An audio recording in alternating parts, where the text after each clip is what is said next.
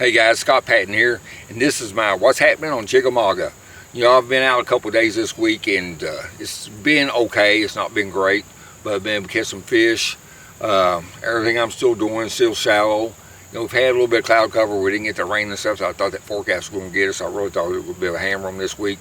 Had a couple good fish, but probably getting 10 to 15 a day. And probably 7 to 10 of those are keepers. But anyways, what I'm catching them on, you guys, is definitely a variety of baits. I'm staying in the grass, fishing some wood. I've been catching some fish flipping too. So I'm gonna kind of go through and talk about what I've been doing. I've been throwing a top water bait, of course, early. Early in the morning. That's basically when this has been working. So if you got some cloud cover, it stays the rest of the day. Or if you're down lake, down closer to the dam. There's some schooling fish going on down there. You go down and catch some fish on that, chase those fish at their mouth of the creeks and stuff like that. With that topwater bait, if that's what you want to do. But I've been up in the river trying to get some bigger bites. Haven't got no giants. I've had some 4-pounders, but nothing giant. And bites still really scattered out. It just won't cool off enough to make that full migration move and make these fish really turn on. But we're slowly getting there. I know it's going to be warm the next week or so, so I don't see a whole lot of change with the bite. I think the water temperature is 74. Let me look here real fast. 77. 77, so it's like 74 this morning when we started, but it's warming up. It's about noon right now. We've been out here fishing some. I've been out here scouting. So throw that top water and stuff early in the morning. If you got to go cloudy, if it happen to get some rain, I will probably fish that thing until about noon. But really, it's been the first hour or two of the day for me. Unless you're down lake and you're chasing them schooling fish, then you can keep throwing that top water bait. But I've been catching them on a spinner bait some too. And I'm telling you, I think just like last time I did this report, it's almost junk fishing, covering water. Throwing a little spinner bait. Spinner bait I make right there is a 3/8 ounce. They've been eating it pretty good, but I've been throwing it in a scattered grass and stuff like that. And I think we made a video of the type of scatter grass I've been throwing that in. That's what I've been throwing it on. I'm throwing this on 20-pound test line. You can get some big bites on that spinnerbait down here this time of year if you get the right conditions. We just ain't had that perfect conditions. You'll have maybe 1 or 2 days of partial days when it did, and they definitely bite it better if you're out here during those days. But like you see right now, it's slick out here. It was cleared. It's clouded back up, but that's just not real good spinnerbait type of day. Catch some on it, but the chatterbait seems to be the main player as far as getting a number of bites and covering water with it. Again, just a shad pattern. I'm not saying this is the only color you can catch them on. I got that Hog Farmer Shreller on there. That's been working good tight wiggle on it, throwing a gold blade on it. Got this on my 705 PAL endurance rod, great rod for this chatterbait. It's got plenty of backbone, so got that tip in it enough to where I like it throwing it. But I can make a long cast in this grass. If I get bit on the end of a cast, this rod's long enough and strong enough to get it out there, but it's not too stiff to where you can't really keep it accurate when you're throwing it. But throw that chatterbait, back in these flats, back in the creeks and stuff like that, off the main lake flats and stuff. I'm back in a creek right now.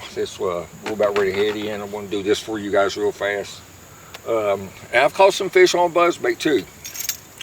This little one I made, I've just been kind of playing with, little short, stubby buzzbait, but they've been eating it okay. I ain't been out here when the weather's been just right, but that thing's got a good little. Here, I'll throw it out there and I'll film it right here real fast. Throw it out there. It makes a good little. It's a real subtle buzzbait.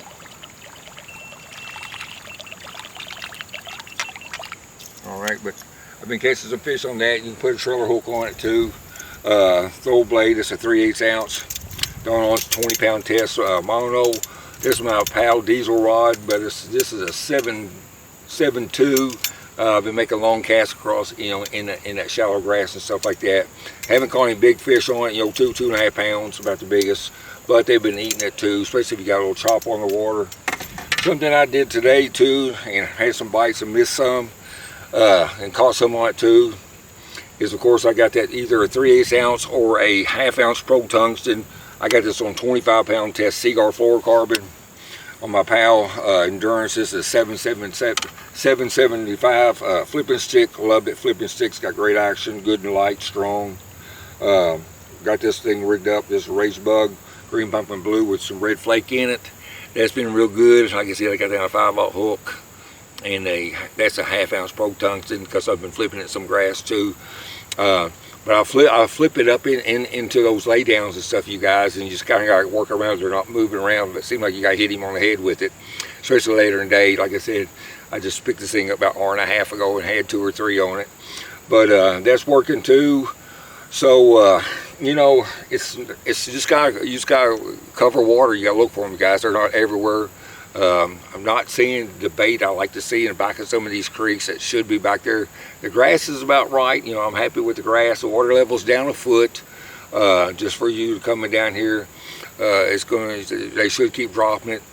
I thought maybe we was gonna get a bunch of rain out of that hurricane, but we didn't get nothing but a little bit of light drizzle and stuff on a few days. So that water level isn't going to rise on us. They're going to probably continue to drop it. But the bite's going to keep getting better down here on Chickamauga, you guys. You know, we just need fall. You know, what can I say? We just need it fall. We need some, cooler days. I know it's going to get back, I think, in the 80s again this week. And you know how it does in September. It can be tough. It can be. It all depends on what mother. Everybody asks me what the bite's like, and or what's going to be like, and I say, man, it all depends on Mother Nature. You know, it could cool off or it could warm up. And again, it looks like it's going to warm up again. We cooled off a little bit last week. This past week, this kind of end of it's going to start warming back up this week, and just going to have to work for them, I believe. But anyways, guys, I hope this will help you out. I appreciate you guys following along. Probably going to go do some stuff on Nickajack just to kind of help you guys out on that too. That lake's been fishing a little bit better than here on Chickamauga. Just one thing, it's just it doesn't get the pressure. I mean, it gets pressure, but it don't get the pressure this lake does, and it's not as deep as this lake is overall too. And I think that's one reason those fish are a little bit shallower on that grass there on Nickajack. But anyways, this is what's happening on Chickamauga. Like I said, I'm gonna try to get out this coming week on Nickajack and do something. But if anybody's wanting to book a trip, give me a shout. I appreciate y'all watching. You guys, I really appreciate subscribing for me, and we'll see you next time. Good fishing to you.